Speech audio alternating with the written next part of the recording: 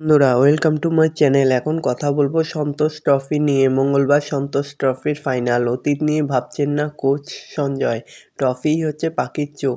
আরও একটি সন্তোষ ট্রফির ফাইনাল। আরও একবার মুখোমুখি দুই পুরনো শত্রু।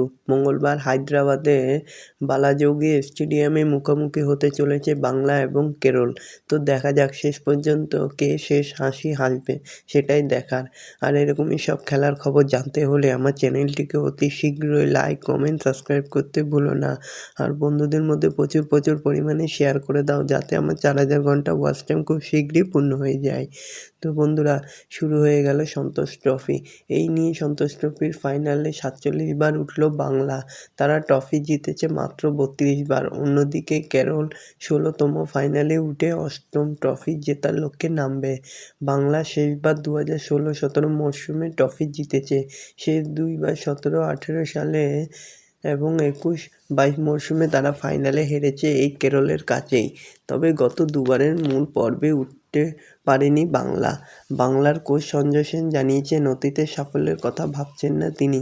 বলেছেন সন্তোষের ফাইনালে ওঠা হয়তো অন্য দলের কাছে কৃতিত্বের হতে পারে, তবে আমাদের কাছে নয়। বাংলার কাছে ফাইনালে ওঠার অর্থ শূন্য।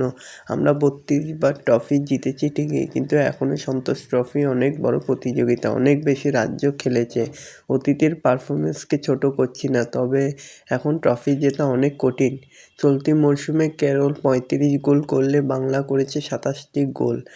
তো মঙ্গলবার দুই দলই এখন আগ্রাসী ফুটবল খেলতে দেখা যাবে, যেখানে দুই দল অপরাজিত থেকে ফাইনালে উঠেছে। তো দেখা যাক শেষ পর্যন্ত জয়ের হাসিটা কে হাসতে পারে। এরকমই সব খেলার খবর জানতে হলে আমার চ্যানেলটিকে অতি শীঘ্রই লাইক, কমেন্ট, সাবস্ক্রাইব করতে ভুলো না। আর চ্যানেলটিকে প্রচুর পরিমাণে শেয়ার করে দাও, যাতে 4000 ঘন্টা ওয়াচ টাইম খুব শীঘ্রই পূর্ণ হয়ে যায়। ধন্যবাদ সবাইকে।